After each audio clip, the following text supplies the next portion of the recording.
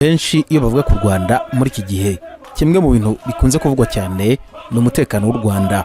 Abasura igihugu, abaturage bacyo ndetse n'imiryango mpuzamahanga bakunze kugaragaza nk'igihugu gifite ituze n'umutekano bifatika ku isi.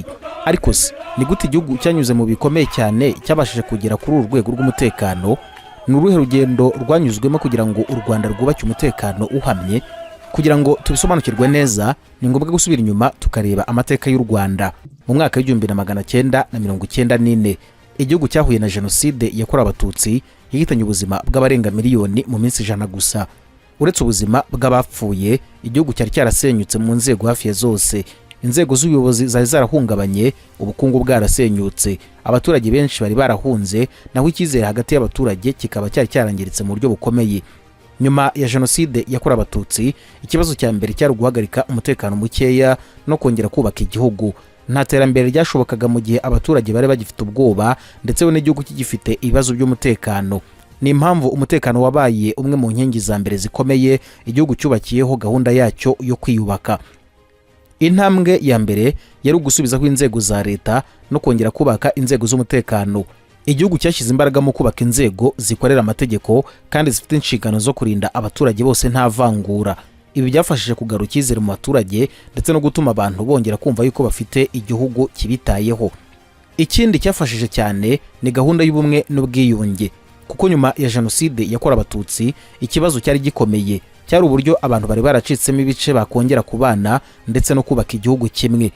Byatumye hashyirwaho gahunda zitandukanye zo gufasha abanyarwanda kongera kwiyunga ndetse no kubaka icyizere hagati yabo.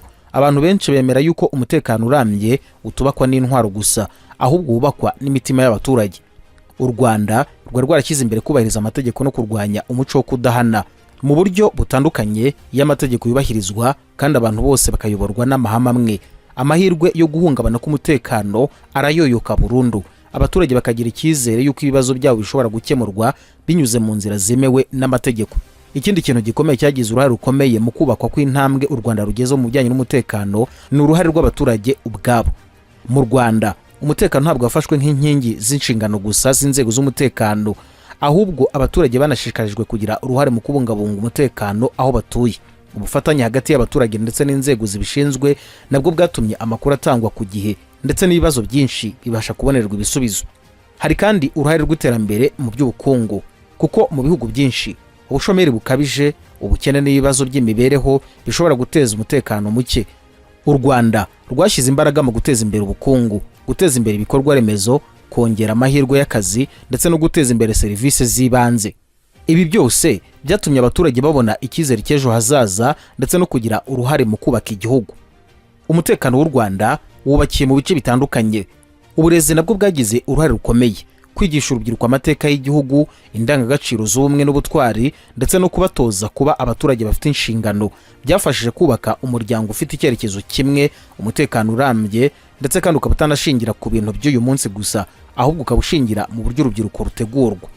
Hari ikoranabuhanga naryo ryafashije mu kuzamura uburyo bwo gucunga umutekano no gutanga serivisi ku baturage. Mu gihe isi igenda ihinduka, ibihugu byinshi birimo n'u Rwanda byakomeje gukoresha uburyo bugezweho bwo kunoza imikorere y'inzego ndetse no gutuma amakuru agera aho akenewe ku gihe. U Rwanda kandi rwagize uruhare rukomeye mu bikorwa byo kubungabunga amahoro mu bindi bihugu. Ingabo na polisi b'u Rwanda bagiye bitabira ubutumwa mpuzamahanga mu bihugu bitandukanye. Ibi byatumye igihugu kigira ubunararibonye mu kubungabunga amahoro ndetse no kubaka izina ryiza ku rwego mpuzamahanga. Perezida Paul Kagame ni umwe mu bayobozi bafite izina rikomeye mu Rwanda no muri Afurika. Mu gihe izina rye rivuzwe, benshi bahita bibuka amateka y'urugamba rwo kubohora igihugu, guhagarika jenoside yakorewe Abatutsi no kongera kubaka u Rwanda nyuma y'ibihe bikomeye rwanyuzemo. Mu myaka isaga hafi 30 itambutse, yagize uruhare rukomeye mu byemezo byinshi byagize ingaruka ku buzima bw'abanyarwanda ndetse no ku cyerekezo cy'igihugu. Kugira ngo dusobanukirwe neza impamvu Perezida Kagame akunze kuvugwa cyane, ni ngombwa kubanza kurebera hamwe amateka y'u Rwanda rwo hambere. Nigeze gusa no mbikomozaho haruguru. Mu mwaka w'1994 igihugu cyahuye n'ibyago bikomeye bya jenoside yakorewe Abatutsi yahitanye abarenga miliyoni mu gihe gitoya cyane. Nyuma y'aya mahano, igihugu cyari cyarasenyutse mu nzego nyinshi zirimo ubuyobozi, ubukungu, ubuzima, uburezi ndetse n'ibindi. Abaturage nabo bari baratakaje ababo, abandi barahunze igihugu mu gihe ibikorwa remezo byinshi byarangiritse. Muri icyo gihe ni nabwo hatangiye urugendo rwo kongera kubaka igihugu. Ubuyobozi bw'u Rwanda bushyira imbere kunga abanyarwanda, kubaka inzego za leta no kugarura umutekano. Perezida Kagame aza no kugira uruhare rukomeye muri uru rugendo, haba mu buyobozi bw'igisirikare ndetse no mu miyoborere y'igihugu. Mu myaka yakurikiyeho u Rwanda rwatangiye kwiyubaka buhoro buhoro.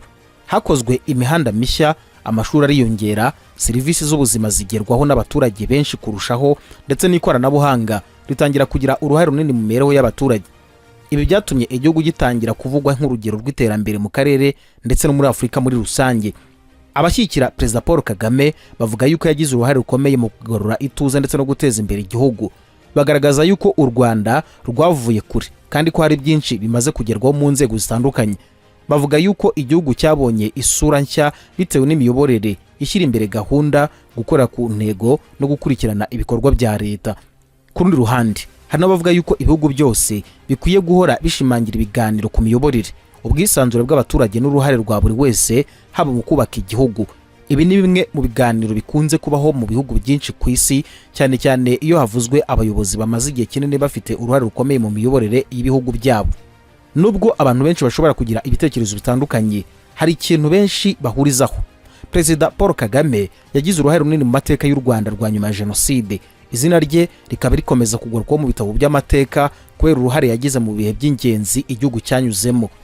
Iyo urebye aho u Rwanda rwavuye n'aho rugeze, usanga amateka asaba gusobanurwa neza kugira ngo abakiri batoya n'abazavuka ejo bazabashe kumva neza urugendo igihugu cyanyuzemo. Ni amateka agaragaza uko igihugu gishobora kongera kwiyubaka nyuma y'ibibazo bikomeye iyo habayeho ubushake, ubuyobozi ndetse n'uruhare rw'abaturage. Benshi babona perezida w'igihugu yitabiriye inama, yakiriye abashyitsi cyangwa se yaganiriye n'abaturage, akenshi bareba ibikorwa biri imbere yabo gusa. Ariko inyuma y'ibyo bikorwa byose haba hari akazi kenshi gakorwa kugira ngo ibikorwa byose bigende neza kandi mu mutekano. Kurinda umukuru w'igihugu ni umurimo usaba ubuhanga, ubushishozi, igenamigambi n'ubufatanye bw'inzego zitandukanye. Mu bihugu byose byo ku isi, umukuru w'igihugu afatwa nk'umuntu uhagarariye igihugu cyose. Kubera iyi mpamvu umutekano we uba ufite akamaro kanini. Iyo havuzwe kurinda perezida, ntabwo bisobanurwa gusa kugira abarinzi bamugenda iruhande. Bisobanura gahunda ngari ndetse no guhuza abantu benshi, ibikoresho bitandukanye n'imikorere ituma ibikorwa bye bya buri munsi bikorwa neza kandi nta nkomyi. Iyo perezida agiye kwitabira igikorwa icyo ari cyo cyose, haba habanje gutegurwa byinshi. Abashinzwe gutegura ibikorwa bareba aho igikorwa kizabera, uko abantu bazakitabira, uburyo bwo kwakira abashyitsi n'ibindi byose bishobora kugira uruhare mu gutuma gahunda igenda neza. Ibi bikorwa mbere y'igihe kugira ngo hirindwe ibishobora guteza akajagari cyangwa se kudindiza gahunda yateguwe. Mu kazi ka buri munsi, Perezida wa Repubulika abakunze kwakira abashyitsi baturutse hirya no hino mu bihugu bitandukanye. Iyo hari inama cyangwa se ibiganiro bikomeye, haba hateguwe uburyo bwo kwakira abashyitsi ndetse no kuborohereza kugera aho bagomba kujya. Intego iba ari ugutuma ibikorwa byose bikorwa mu ituze kandi buri wese akumva atekanye. Hari kandi ibikorwa byinshi perezida yitabira byo gusura abaturage, gufungura ibikorwa remezo, kwitabira inama z'igihugu cyangwa kwakira abashyitsi bakomeye. Muri ibyo bihe byose ikiba gishyizwe imbere no kugira ngo gahunda igende neza kandi abantu bose babashe gukurikirana igikorwa mu buryo bwiza. Abantu benshi bibwira yuko kurinda perezida wa Repubulika bikorwa gusa iyo hari ahantu rusange agiye. Mu by'ukuri umutekano uba ugomba kwitabwaho mu bikorwa byose birebana n'inshingano z'umukuru w'igihugu. Ibi bisaba ubufatanye bw'abakozi benshi bafite inshingano zitandukanye. Hari abakora igenamigambi, abakurikirana gahunda, abafasha mu gutegura ingendo n'abandi benshi bakorana kugira ngo buri gikorwa cyose kigende neza. Ikindi cy'ingenzi ni uko ibikorwa by'umukuru w'igihugu biba bikunze gukorwa hakurikijwe gahunda iteguye neza. Kugira gahunda isobanutse bikaba binafasha abashinzwe kuyishyira mu bikorwa gukora akazi kabo neza kandi bakagabanya ibibazo bishobora kuvuka bitunguranye. Iyo Perezida wa Repubulika ari mu rugendo imbere mu gihugu, abaturage benshi baba bifuza kumubona no kumwakira. Ibi rero bituma ibikorwa by'umutekano bisaba gutegurwa neza kugira ngo abantu babashe gukurikirana ibikorwa kandi gahunda ikomeze uko yateguwe. Aha ni naho usanga haba ubufatanye hagati y'inzego zitandukanye kugira ngo ibikorwa byose bikorwe neza. Mu gihe yitabiriye ibikorwa by'abaturage, usanga Perezida wa Repubulika akunze kuganira n'abantu, kumva ibitekerezo byabo no kubasobanura gahunda za leta. Ibi bisaba uburyo bwiza bwo gutegura ahabera ibikorwa kugira ngo ibiganiro bibe mu mwuka mwiza kandi abantu babashe kubigiramo uruhare. Ikoranabuhanga naryo rifite uruhare runini komeye cyane muri iki gihe. isi ya none ibikorwa byinshi by'umutekano n'imiyoborere bishingira ku makuru atangwa ku gihe ndetse no ku buryo bwo gukurikirana ibikorwa mu buryo bworoshye. Ibi bifasha inzego zitandukanye gukora inshingano zazo neza no gufata ibyemezo bikwiye igihe bibaye ngombwa. Kurinda umukuru w'igihugu bisaba abantu bafite imyitwarire myiza, ubushishozi n'ubunyamwuga. Akazi nk'aka ngaka ntabwo gashingira ku mbaraga gusa, ahubwo gashingira ku bushobozi bwo gutegura, gutekereza ndetse no gukorera hamwe. Ni nayo mpamvu abashinzwe izi nshingano bahabwa amahugurwa ahoraho kugira ngo bakomeze kunoza imikorere yabo. Iyo urebye uburyo igihugu gikora, usanga umutekano w'umukuru w'igihugu ufite isano n'umutekano w'ibikorwa bye byose by'igihugu. Iyo inzego zikora neza, gahunda zitangwa neza kandi abaturage bakagira uruhare mu kubungabunga umutekano, ibikorwa byinshi nabyo bikagenda neza kurushaho. Mu Rwanda kimwe no mu bindi bihugu, ibikorwa by'umukuru w'igihugu biba bifite gahunda isobanutse kandi igakurikiranwa n'inzego zifite inshingano. Bituma inshingano ze zose zo kuyobora igihugu zikorwa neza kandi gahunda z'igihugu zigakomeza kugenda nk'uko ziteganijwe. Abakora umwuga wo kurinda umukuru w'igihugu, urugero abakora muri CTU, Republican Guard n'izindi nzego nyinshi abantu dushobora kuba tutazi, ntabwo zitoranywa gutyo gusa. Batoranywa mu bantu bagaragaje imyitwarire myiza, ubushobozi bwo gukora mu bihe bisaba kwitonda no gufata ibyemezo byihuse, ndetse hagakurikizwa n'ubunyangamugayo bwo hejuru. Kubera uburemere bw'izi nshingano zabo, bagomba kuba abantu bashobora kugirirwa icyizere n'igihugu. Kimwe mu bintu by'ingenzi biranga abashinzwe kurinda abayobozi bakuru ni imyitozo ihoraho. Umwuga wabo usaba gukomeza kwiyungura ubumenyi ndetse no kwitoza kugira ngo bashobore gukora neza mu bihe bitandukanye, byaba ibikomeye n'ibyoroheje. Nubwo mu buryo bw'amahugurwa butandukanye bitewe n'igihugu runaka, hari amahame amwe usanga ahuriweho n'abakora uyu mwuga ku isi yose. Basabwa kugira ubuzima buzira umuze ndetse n'ubuzima bwiza bufite imbaraga z'umubiri. Akazi kabo ni akazi gashobora kubasaba gukora amasaha menshi, guhagarara igihe kirekire, gukora ingendo nyinshi cyangwa se gukora mu bihe bitandukanye. Ni nayo mpamvu kwita ku buzima bw'umukuru w'igihugu no gukora imyitozo ngororamubiri biba ari igice cy'ingenzi cyane cy'umwuga wabo. Icya kabiri, basabwa kugira ubushishozi bwo kureba ibintu biri kure no gutahura ibishobora guteza ibibazo mbere y'uko biba. Mu mwuga wo kurinda abayobozi bibasaba gukumira ikibazo, bigafatwa nk'iby'ingenzi kurusha kugikemura nyuma y'uko kiba. Icya gatatu, basabwa kuba bafite ubushobozi bwo gukorera hamwe. Kurinda umukuru w'igihugu ntabwo bikorwa n'umuntu umwe gusa. Ni umurimo ukorwa n'itsinda rifite inshingano zitandukanye ariko rikorera ku ntego imwe. Kubasha kumvikana, gusangira amakuru no gukorera hamwe ni kimwe mu bituma akazi kagenda neza.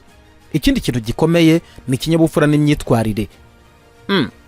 Nubwo abantu benshi batekereza yuko uyu mwuga ushingiye ku mbaraga gusa, mu by'ukuri ushingiye cyane ku kwitonda, kubaha abandi no kumenya uko wakwitwara mu ruhame. Akenshi aba bantu bahura n'abayobozi, abashyitsi bakomeye, abanyamakuru ndetse n'abaturage b'intyoza bagomba kuba bafite imyitwarire iboneye. Mu bihe byinshi abashinzwe kurinda abayobozi bakuru b'ibihugu bahabwa kandi kugira ubumenyi mu itumanaho. Kugira ngo akazi kabo kagende neza, baba bagomba kubasha kumva amabwiriza no kuyatanga mu buryo bwumvikana. Gukorana neza n'abandi kikaba kimwe mu by'ingenzi bituma inshingano zabo zigerwaho. Ikindi basabwa gikomeye ni ubushobozi bwo kuguma batuje mu bihe bikomeye. Hari imirimo myinshi aho umuntu aba ashobora gukora ibintu mu gihirahiro iyo habaye ikibazo, ariko umuntu ushinzwe umutekano w'umuyobozi mukuru, gutuza no gutekereza neza nibyo bibasha gufata ibyemezo. Abashinzwe kurinda abayobozi bakuru bagomba gukunda igihugu no kumva uburemere bw'inshingano zabo. Akenshi baba bahagarariye isura y'urwego rw'umutekano, bityo bakaba bagomba gukora akazi kabo mu buryo bugaragaza ubunyamwuga n'icyizere. Iyo abantu babonye umukuru w'igihugu yitabiriye igikorwa runaka, akenshi babona gusa abantu bamuri hafi, ariko inyuma y'ibyo ngibyo haba hari umurimo munini wakozwe mbere y'igihe. Habaho gutegura gahunda, guhuza ibikorwa ndetse no kureba uko ibintu byose bigenda neza. Ibi byose bisaba abantu bafite ubumenyi butandukanye kandi banashoboye gukorera hamwe. Umwuga wo kurinda abakuru b'ibihugu ni umwe mu mwuga isaba kwitanga, ubunyamwuga, imyitwarire myiza n'ubushobozi bwo gukorera hamwe. Ntabwo ari umurimo ushingiye gusa ku mbaraga cyangwa se ku bikoresho, ahubwo ushingiye cyane ku bumenyi, ubushishozi n'ubwitange. Iba imwe mu mpamvu zikomeye ibihugu byinshi bishora imari mu gutegura ndetse no guhugura abantu bakora muri uyu murimo kugira ngo babashe kuzuza neza inshingano zabo. Muri izo nzego haba harimo amashami yihariye afite inshingano zo gukumira no kurwanya ibikorwa bishobora guhungabanya umutekano w'abaturage n'igihugu. hari amashami akomeye anazwi cyane akunze kwitwa CTU, bisobanura ishami rishinzwe kurwanya iterabwoba. Ubundi iterabwoba ni kimwe mu bibazo byugarije isi muri iki gihe. Ndafata urugero, mu myaka yashize ibihugu byinshi byahuye n'ibitero byagiye bihitana abantu benshi bikanasenya ibikorwa remezo. Kubera iyo mpamvu leta nyinshi zashyizeho inzego zihariye zifite inshingano zo gukurikirana no gukumira ibibazo mbere y'uko biba. Akazi k'ishami rishinzwe kurwanya iterabwoba ntabwo kagarukira gusa ku gufata abantu bakekwaho ibyaha, ahubwo igice kinini cy'akazi karyo kiba ari ugukumira ibibazo bitaraba. Ibi bisaba gukorana n'izindi nzego z'umutekano, gukusanya amakuru yemewe n'amategeko no kuyasesengura kugira ngo hafatwe ibyemezo bifasha mu kurinda abaturage. Abakora muri aya mashami akenshi baba ari abantu bahawe amahugurwa yihariye mu bijyanye n'umutekano, amategeko, isesengura ry'amakuru ndetse no gukorera hamwe n'izindi nzego. Baba basabwa kugira ubushishozi, ubunyangamugayo n'ubushobozi bwo gukora akazi kabo kuyubahirizwa ry'amategeko. Mu Rwanda nk'uko bimeze no mu bindi bihugu, umutekano ushingira ku mikorere y'inzego zitandukanye: igipolisi cy'igihugu, igisirikare cy'igihugu n'izindi nzego zifite inshingano zo kurinda abaturage no kubungabunga ituze ry'igihugu. Intego nyamukuru aba ari ukugira ngo abaturage babo babe mu mutekano kandi ibikorwa byinshi by'igihugu bikomeze kugenda neza. Ikindi kintu cy'ingenzi ni uruhare rw'abaturage, haba mu kurwanya ibikorwa bishobora guhungabanya umutekano. Amakuru atangwa n'abaturage ku gihe nayo akaba ashobora no gufasha inzego zibishinzwe gukora akazi kazo neza. Iba imwe mu mpamvu ikomeye haba ubufatanye hagati y'abaturage n'inzego z'umutekano bufatwa nk'inkingi ikomeye mu bufatanye bwo kubungabunga amahoro. Mu kazi k'abasitiyu ka buri munsi nako ahubwo n'akarinda inzego zitandukanye zabizikomeye. Inzego zishinzwe kurwanya iterabwoba ziba zigamije kumenya neza ibishobora guteza ikibazo no kugikumira hakiri kare, ariko uburyo nyirizina zibikora, ibikoresho zikoresha cyangwa gahunda zazo z'imbere ni amakuru adatangwa ku mugaragaro kubera impamvu z'umutekano. Abahanga mu by'umutekano bakunda kuvuga yuko intsinzi nyayo y'ishami rishinzwe kurwanya iterabwoba ari igihe abaturage bakomeza ubuzima bwabo bwa buri munsi nta kibazo cy'umutekano gihari. Ibi byose bisobanura yuko akazi kenshi gakorwa katagaragara mu maso y'abaturage.